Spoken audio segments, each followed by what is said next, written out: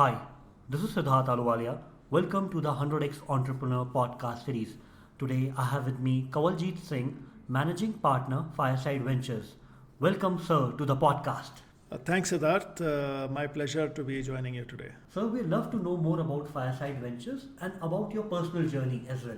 So, Fireside Ventures is a very unique platform which we set up a few years ago, basically to invest in early stage consumer brands. If I talk about my own journey, I started out about 30 plus years ago with Hindustan Unilever and then moved on to Intel Corporation. So spent about 13-14 years in the more classic marketing corporate roles, and then actually moved to the investing side with Carlyle Group. Spent 4 years with them, then joined Helion as one of the co-founders, and we basically ran it for 10 years before I decided to leave. So in a way, this is my third almost phase of career. And the whole idea of Fireside was born out of this belief that something very interesting was happening in the consumer brand space, driven by some macro factors which we are really excited about. And I decided that I would probably focus my time and effort on the next 10, 15, 20 years in pursuing this dream of how we can see hundreds of new consumer brands getting built in the Indian market. So that started off as the idea. The reason for this optimism was driven by some early investments that I had done personally as well as through my fund Helion. One of them was, of course, a company called Paperboat. This has been a fascinating journey to see how a company grew from nothing to several hundred crores of revenues today. And then I also invested in a company called IDFresh, which is into ready-to-cook products like idli dosa batter and dosas and batter and so on and so forth. Both of them showed me some interesting sparks of what was happening in the market. And when I decided to leave Helion, I actually started out investing my own money first to try and build a thesis around this early stage consumer brand space. And that really triggered some interesting investments. I invested in a company, a brand called Epigamia, Licious, Yogabar, etc. And I realized that this was something that was changing the way consumer brands were getting built. And like I said, this was driven by two large factors which were coming together. First of all, the more interesting aspect was the changing consumer itself. The rise of the millennial and the Gen Z consumers has been well documented. India has 400 plus million consumers which would classify under this definition. And we found that they were not only very aware, they were very well connected, they were globally savvy, digitally, completely connected. And their aspirations and their expectations from the kind of brands they want to consume, the kind of product they want to consume was changing dramatically. And India, in spite of being a 1.3 billion economy, actually does not have too many brands if you look at almost every sector. So here was a unique situation of a very large consuming economy with very few brands and a changing consumer looking for new choices. So that was one big factor that gives us the confidence that the opportunity is immense. And on the other side, the way you build brands has also undergone significant change in the last, let's say, 5 to 7 years, because we are finding more and more that the digital channels have opened up, which allow for social media conversations, brand engagement through influencers, through bloggers, etc. And also from channel choices, we now have obviously the digital e-commerce channels, we have the supermarkets. So now you can reach a very focused audience through the digital channels. And you can also distribute to them by some of these new age opportunities that have emerged. So interesting combination of demanding changing consumer and new channels of both engagement and sales, which is allowing now brands to get built much faster than ever before and also with much less capital. So I think it's a great thesis for a venture capital firm to be pursuing, and that's how the Fireside brand was born. So as a Fireside Ventures, what kind of exits or what kind of aspiration you have for your companies? Sure. So I think the most important fundamental belief is that India will see the rise of many, many large brands which will be led and started by entrepreneurs. And that is not what has happened traditionally. Traditionally, we have seen either large multinationals or very large family offices starting new brands. And that is dramatically changing now with this new scenario. So our vision and ambition for what we can do at Fireside is to be involved with many tens, if not hundreds, of brands over the next decade and more, which will become like very interesting play not only for India but even in global markets. So that is one belief that we have. The second belief is that all these brands are going to get built with a very different DNA, with a very different business model, with a very different approach to how brands are getting built. And that's where we want to play an important role in helping these brands in their journey and how they can leverage the new ecosystem of players that are out there, and how we can be an important part of their journey with them, not only to provide capital, but also all these support related areas. How do you leverage this ecosystem? So that's how I would categorize the Fireside opportunity. So how many companies have you invested personally in consumer space, and how many in Fireside Ventures? Personally, I would say I don't have a final count, but maybe between 12 and 15. This is before Fireside started. Now I don't do any personal investing. From Fireside, we have 18 investments. And what's your ticket size in Fireside, and what stage you enter in these companies? So our ticket size typically can vary from 3-4 crores up to 7 to 8 crores as our first check. And we believe that that's a point where a company, typically again we would look at some companies who would be in the revenue range of maybe 40-50 lakhs a month. So let's say 5 crores a year. And that's a time when we really want to help the company establish what you would call a product market fit.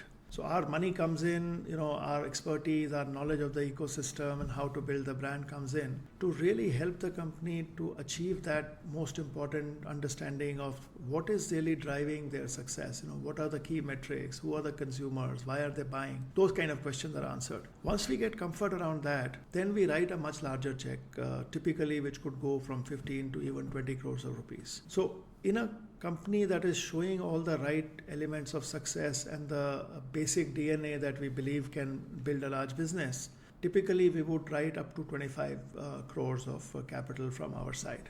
So what kind of founder DNA are you looking at when you are investing in these companies?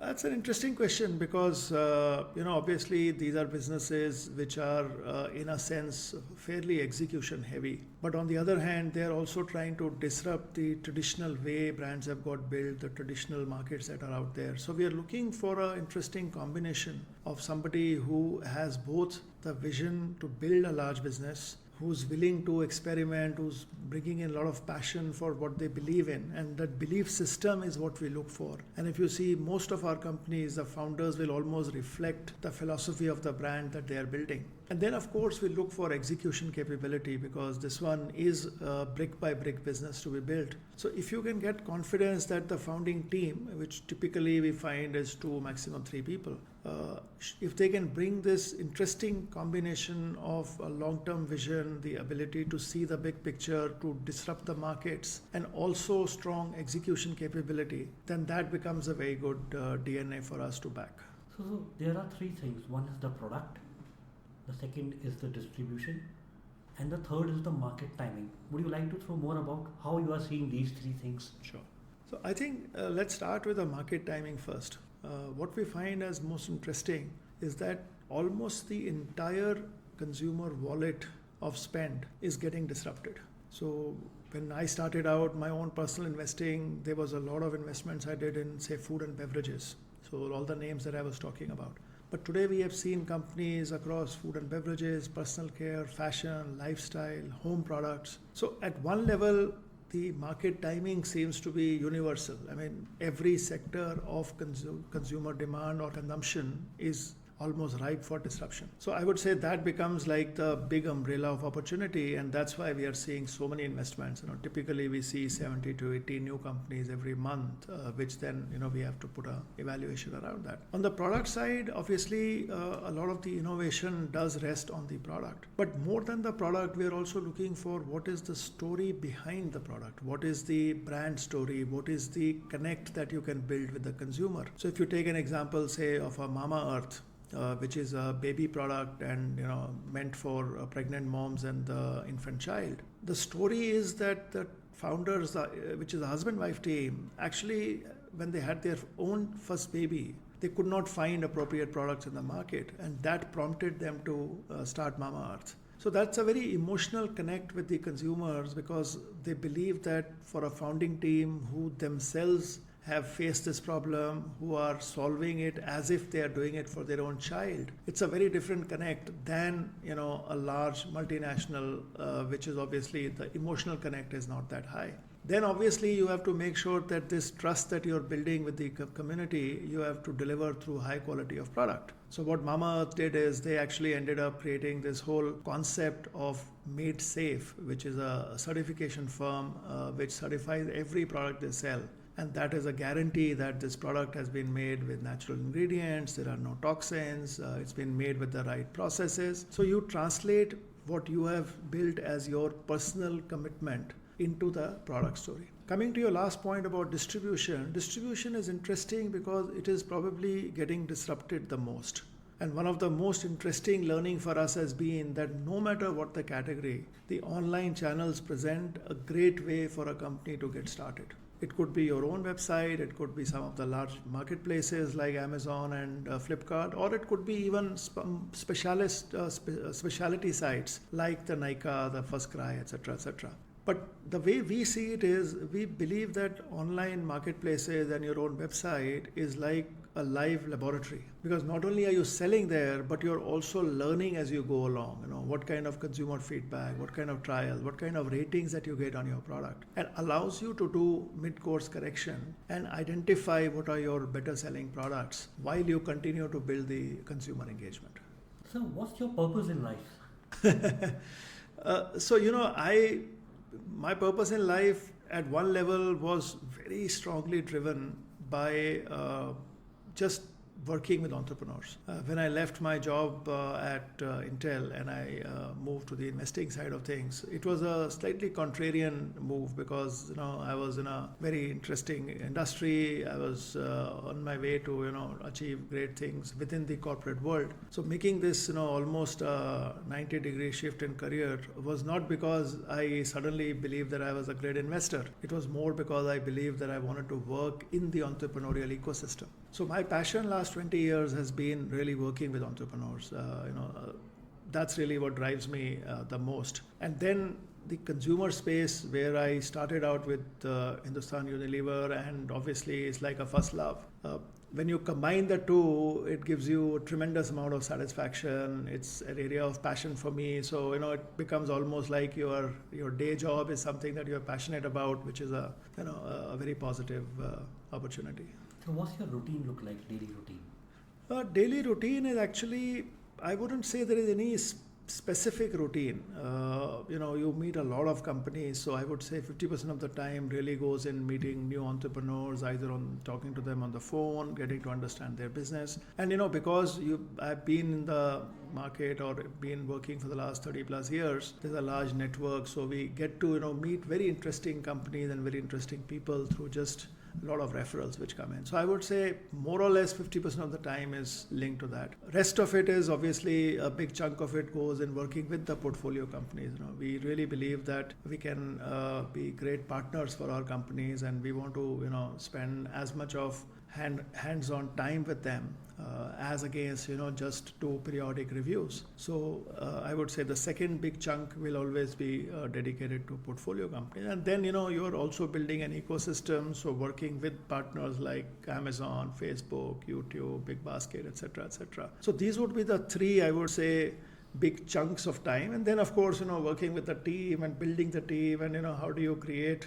an organization that can outlast you for several decades is the other area that I get obviously involved in hiring the right people, and then how can you build a high-powered team internally. So how many pitches or how many companies to pitch to you in a span of a month or a year? So to give you a data point, we have met about or we have received 1,500 plus plans over the last 2 years. So that would roughly translate to 60, 70 per month. That number is gradually going up. In fact, there are months we have seen 80, 100 companies come in. Physically, I would imagine we would probably engage with maybe about a third of them.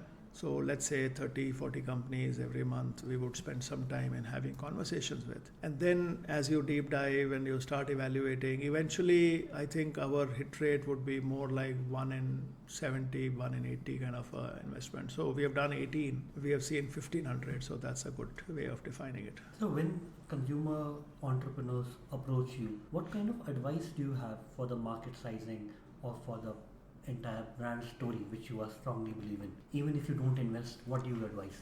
I think the most important thing that we are trying to assess also and advise also is the disruption that the business idea can create. One of my favorite examples is a company I was a personal investor in called Licious, which is a direct-to-home company which supplies meat and meat-based products. Now you can imagine that the whole business of buying fresh meat is extremely broken and very unorganized. So a company which can think through the business model of all the way from sourcing, supply chain, managing a live, almost a live supply chain where the shelf life is only 1 day old, and then being able to deliver great quality product to the consumer's doorstep is an extremely disruptive idea. So first thing that we would look for and we would advise is that, are you one more of 100 other such things in the market, or how can you create disruption? So it's not necessarily market size alone that I would worry about. Of course, you have to be able to see a large market to grow eventually. But honestly, to us or to me personally, the idea of disruption and almost creating new markets is even more exciting. I mean, one other example is Yogabar, which is into energy bar and protein bars. The conventional definition of market was really tiny because there were not too many other energy bars company in the market. But we realized that if you start looking at healthy snacks as a segment, and if you take total snack as a segment, I mean, it's in tens of thousands of crores. So there is a certain percentage of consumers who are looking for healthier choices. And we felt that Yogabar could fit into that story very well, and that's what they have done. So it's not what is the apparent market today, but what is the potential market, and can you disrupt both the market or the business model to achieve a great brand out of that? And so coming on to disruption, what do you think are the key elements required to disrupt a market? I think disruption can happen in multiple different ways. Obviously, one of the big disruptors is in the product itself. Can you create a product which is in a way disruptive in the market? Now, today there is more and more focus on natural, organic, less chemical, less preservatives. So can you create a product story which is disruptive is obviously the high ground for any brand to achieve. But we believe that over and above that, you can disrupt on business models. And there are examples of companies like I mentioned, Licious, who have also changed the way people consume the category and not just the product itself. The product itself is quite innovative. Then the business model linked channel strategy. For example, we have a company called Boat, which has now built a very large mobile accessory business, primarily audio headsets and earphones and wireless speakers, which has disrupted the whole approach of how this business can be built, working with partners like Amazon, Flipkart, etc. So there is a channel disruption that has been created by a very interesting business approach that they are taking. So I think disruption can happen in many different ways as long as you are able to almost change the way a consumer looks at you, either as a product or a brand story or as a the business model itself. So what's your KPI or key performance index for measuring your portfolio companies when you say either they're succeeding or not succeeding as per your expectations? So it's not very rocket science. Obviously, the revenue growth is important, but what we do take a lot of focus on, and we are very specifically targeting, is that we are not looking at revenue growth at the cost of everything else. So we look at certainly the unit economics. That's a very important measure for us. Unit economics, I mean the gross margin that the individual product is able to deliver. So even if you're spending on marketing, even if you're building teams, even if your working capital is still relatively high, the inherent proposition should be profitable and should be able to make money for the company as you scale. So unit economics, the growth in top line, Third is the whole consumer side of it. What is the acceptance by consumers? What is the repeat metrics? What is the cohort? What is the cost of acquisition? So as long as the business has its core foundations of success in place, all these aspects that I mentioned, then we believe that, it's going to follow a very interesting growth curve, because once you establish your basic product proposition and your brand story, then just the consumer referrals and the way they start repeating buying your products will suddenly see the growth accelerating. So we have seen a lot of examples now where even if it takes you 1 year, 1.5 years to get these foundations in place, the growth kicks in very easily once you've got your basics right. So it's not only about revenue, if I could put it that way. So which of the companies in your portfolio have crossed the 100 crore revenue mark and which have crossed 50 crore revenue mark? Some of this information I'm not able to disclose because the companies have not yet formally announced it. But for companies that have already announced this, I can talk about it. Boat, of course, is one of the companies which has crossed the 100 crore mark. We have several companies which are in the 50 crore plus range. I think this will be difficult for me to, share any numbers because the companies have not themselves announced it. Personal investments or earlier investments, they are Paperboat, Epigamia, Licious, IDFresh. They are all in the 100 plus crore range. Any of the startups which you have invested in has not grown or has folded up? So not folded up in the sense that they have shut down, maybe one or two of them, but several of them which have not done well are still around. They're still trying to figure out their business models. So what happens is that in most of these businesses, because like I said earlier, the unit economics is quite favorable, the companies can continue to almost manage their expenses and manage their burn without having to shut down for a fairly long period of time. So they may not be companies which would give a great return as an investor, but not too many of them would actually end up completely shutting down. So that would be the slight, I would say, nuanced answer to that. So what are your learnings from those companies which have grown 50 to 100x since your investment and which have not been able to grow? So I think clearly, like I said, if you have a great founding team and if you have a disruptive idea, in our space, market is always, large enough for us to build exciting businesses. But the combination of the right team and the right idea is one very logical, common sense place that these companies have grown. The third aspect is always been execution. Because like I said earlier, the execution is one of the key factors that will drive success, because these are very, step by step and brick by brick kind of businesses. For companies that have not grown so well, very often the product market fit becomes a challenge.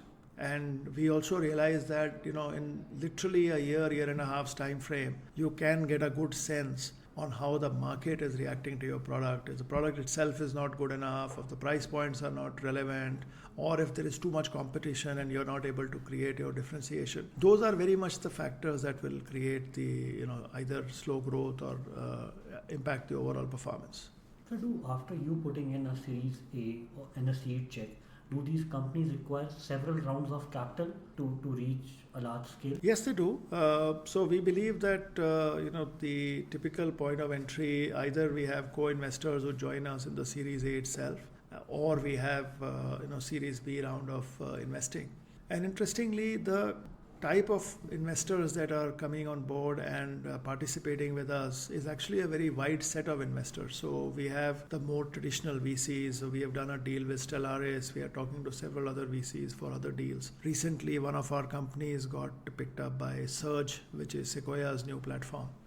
Then the second type of investors we have are actually corporates. So Colgate-Palmolive invested in one of our companies. We have family offices. The Mariwala family from Marico invested in MamaEarth. And then we have private equity investors like Westbridge invested in Design Cafe. So interestingly, once you have taken the company to a certain level and established that basic proof of concept and the proof point, we are able to then see a very wide range of investors who are keen to come and participate along with us. So in these companies, at the point you come in, what does it typically take time to grow 10x?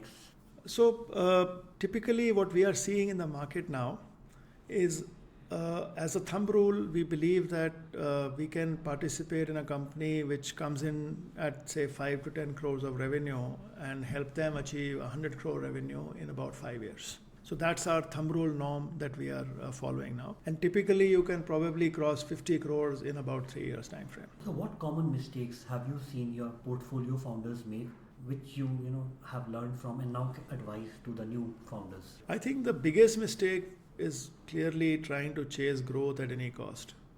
We have found a lot of companies which have tried to force the pace of growth without getting their foundations right are the ones who have very often suffered, either in terms of very high cash burns or needing too much of capital to achieve a certain size of success, or even disrupting their own business ideas because they were not able to establish the base of the business very effectively. So that would be the most common. Second one, which we also find happens in a few cases, is not building the right team and not investing in people at the right time. Typically, some of the founders may believe that they can continue to run it as a 1 or 2 man show for a long period of time and hire very junior people just to, be the hands and legs. And that doesn't work because as you start growing, you need a lot of execution capability in the organization. So those are the two, I would say, common areas that we find as issues with the companies, and that's how we also advise our companies that get your basic foundations right, do not spend too much money till you understand what are the drivers of growth, and then of course hire for faster growth of the business by getting the right people. So do your LPs have the same kind of exit expectations from these businesses, like internet businesses? So interestingly, our LPs are either large consumer family offices or even in many cases the consumer companies themselves.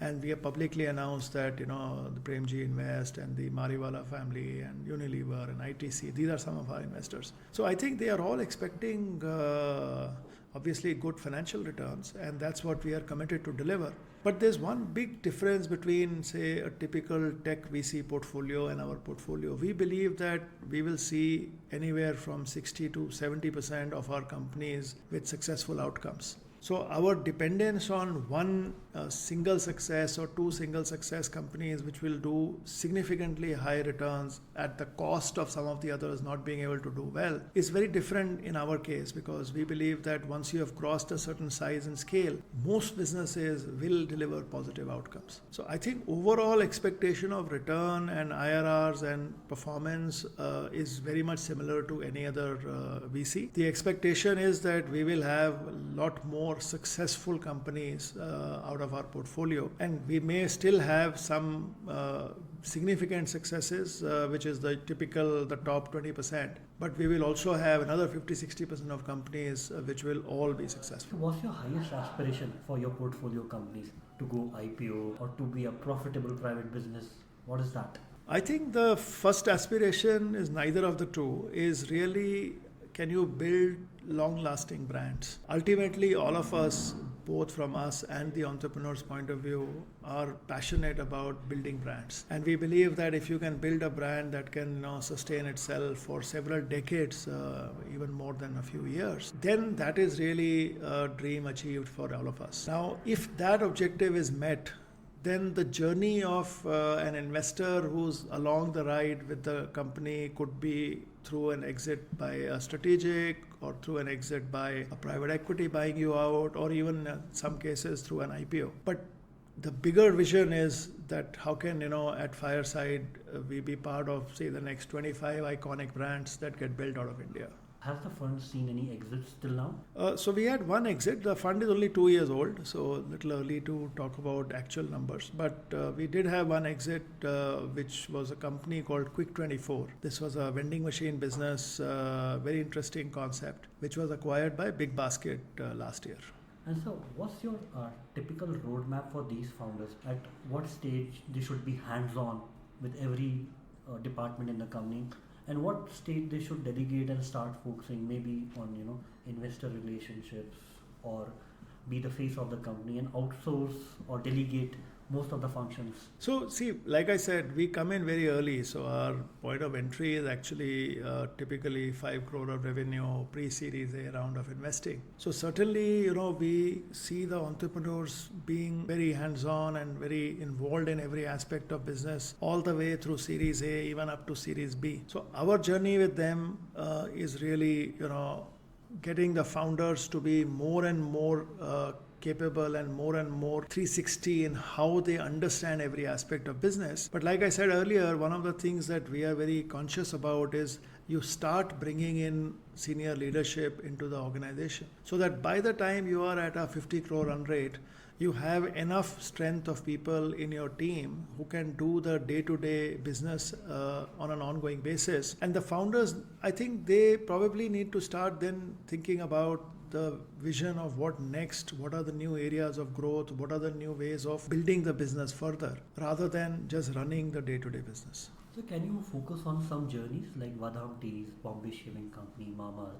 How have these founders grown? How have these investments grown? Yeah, sure. So I think let's take Vahdam as an example. I have known Bala almost for the last 3.5 years. I met him in 2015. I was also a personal investor in his company, so I've seen him, grow significantly. One is the business has done really well, and although I can't share the numbers, the company has grown maybe from the time that I met him first till today almost 10 to 15 times. And the beauty of that is that he's a young guy, extremely charismatic, comes from a tea family. But the way he has taught himself all aspects of the business, he's hired some really good people on the tea sourcing, on the production. He is now building a team for the marketing and sales. And because he's selling globally, it is almost like you're developing and learning a new skill as you go along because he's never done it before. I think the maturity that he's displayed as a young 20-something founder and ability to understand all aspects of business, that has impressed me a lot. The company has done really well. And now he is in that stage where he's starting to build the next level of team. Over the last 1 year, we have hired some senior people. So it's a very satisfying experience to see how both have grown. So do you see people from Unilever join your portfolio companies? Because at Unilever, they're in very specific functions, whereas while building brands in your companies, it's a very satisfying experience. So you're saying professionally joining or starting their own businesses? Professionally joining as well as starting up their own businesses. So we have examples of both. We have an example of MamaEarth where the founder Varun is ex-Unilever. Then he was with Coke. So that's a great example. We have an example of a senior executive from Colgate-Palmolive joining Bombay Shaving Company as a senior part of the team. So I think, yes, that trend is becoming quite popular now. We are starting to see a lot of professional managers, especially in their mid-career, early to mid-30s, actually either stepping out and starting businesses, which obviously we find very exciting because they bring in a lot of knowledge and execution capabilities of a large setup, but they have the entrepreneurial instincts to start something of their own. Or like in the second case is where they are now keen and willing to come and join startups and help them with their growth journeys. So for the listeners who are building their consumer brands right now, what's the ideal way to reach out to you? So I think the simplest way is through our website. That's been the most common way that we have received incoming interest, and we have a process internally where somebody scans it and responds to it. So I think we are reasonably efficient in our response. I do get a lot of pings on LinkedIn where companies are reaching out to me personally, or my partners Vinay, Dipanjan and Kanan. But I would say that coming through the company's official portal just makes the process a little easier because I can always be accused of not being very prompt on my LinkedIn responses. But certainly as a company, we would be far more process driven. Do referral from your portfolio founders or your co-investors help? Absolutely. It's always, any warm referral makes it, that much more interesting because somebody has already got a positive view on either the business or the founders. As a personally growing yourself from a seasoned management executive in Unilever and now to an investor, what all changes in cycles have you seen in your thought process, your habits? So I think the biggest change is when you're moving from an operating manager with a line job and with a line system of organization to a role which is by and large influence. That is the biggest journey. So I would say any professional manager looking to move to investing as a profession, that's one of the big changes that you have to be prepared for. That you're no more the decision maker, you're no more sitting on the driving seat and deciding things. You are at best influencer or a mentor or somebody who people are coming to for advice, but they are not obliged to listen to you. Even if you are an investor, even if you are a shareholder, even if you have all the legal rights as per your documentation, end of the day, the decision is always the entrepreneur's. So you have to learn to first accept that.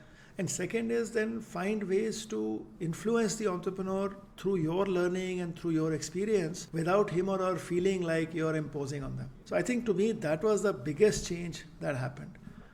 Over that time, last 20 years of having been an investor, I think is trying to read and understand entrepreneurs and their visions and their dreams and what makes them tick. I think that's been an ever learning journey. I mean, I don't think that'll ever finish because you meet so many entrepreneurs that, you always end up rediscovering some new aspects and new facets of what makes them who they are. So that's, why this is so exciting, because you're dealing with exciting people every day of your life. So how you have been an investor in previous innings at Helion, how has your operations role on a day-to-day basis or your investment approach changed from that innings to current innings? So I think two things. One is more hands-on. I chose to leave Helion and set up my own family office. So it was a one-man show for 2 years. I was doing everything all by myself. So it taught me, almost took me back 20 years when I started my career, and I had to literally learn everything on a personal basis. So that way, I would say that was a great stepping stone for me before starting the Fireside Fund. Second is that it's also an area that I personally feel very passionate about. It's something which is so emerging that every day is a new learning experience. So I think I would say the big change from the Helion to this current role is really about far more like involved in the business of our companies and the kind of deals that we are seeing. When you are in a large fund and at a senior level inside a very large fund, you tend to become little more dependent on all the next level resources and the other members in the team to do the heavy lifting. I think what I've enjoyed most is going back into the so-called trenches and doing things all over again. So what do you see young executives today who are starting up? How are they comfortable as compared to last 10 years, getting their hands dirty? So I think it's an interesting dichotomy. On one hand, the confidence levels have become much higher. I think the number of entrepreneurs, the kind of backgrounds, their pedigree, the passion that they bring in, their self-confidence, I would say has significantly improved. And it's also a combination of all the macro factors of economic growth, stability, the environment around us, the fact that entrepreneurship has now got recognized as a very legitimate path of both as a career and as pursuing something that you're passionate about. I think the only negative is that sometimes it leads to overconfidence. Sometimes we do have situations where young entrepreneurs just believe that they know it all and they can do it all. And in some cases, you see that they are doing some things which are destructive or counterproductive. And as I said earlier, because your role is always influence, you can impact that only up to a point. So then you're seeing something which is happening which may not lead to a great outcome, but your ability to navigate that with the entrepreneur is restricted up to a point of time. So I think the same self-confidence which is making them successful sometimes can lead to arrogance in a few cases, and that obviously is not desirable. So in your own personal journey, how have you kept your ego and arrogance at bay? I think I generally have not been a high ego and a high arrogance guy, so it wasn't as if I was correcting something which was a mistake. But the humility comes from two sources. One is obviously just meeting so many interesting entrepreneurs and to see their passion and to see their love for what they are doing, it just makes me feel blessed that I am part of such an ecosystem, and I have a role to play in shaping some of these outcomes. So that to me, the thrill of that is what keeps me excited, and as I said, at some point it also brings out the humility in any one person. I think the second aspect that I said earlier is the fact that you are always a mentor, or that somebody called it, you are a kingmaker but never the king. I think automatically does make you less egoistic, because you know that eventually you are helping an entrepreneur succeed. Almost the first ownership of that success is always the entrepreneurs. So, coming on to the conclusion towards the podcast, what are the 3 advices would you like to share to young entrepreneurs to deliver excellence in their business?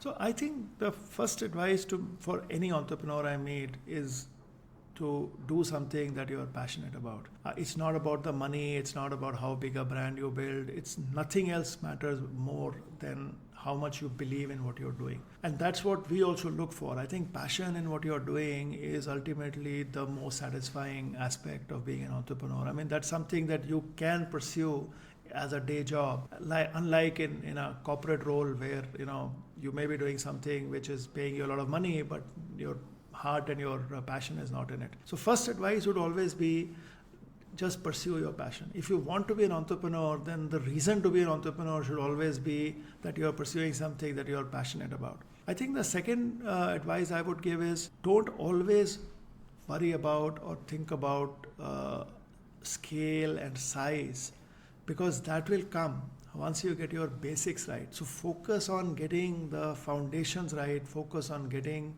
the basics right. And once you have that, then the journey becomes very interesting, because you have almost put the building blocks for growth in place. And this is a very common sense advice, but probably the most ignored advice in a lot of cases, because we have seen this again and again, that people just get desperate for growth at any cost, and that's really what matters.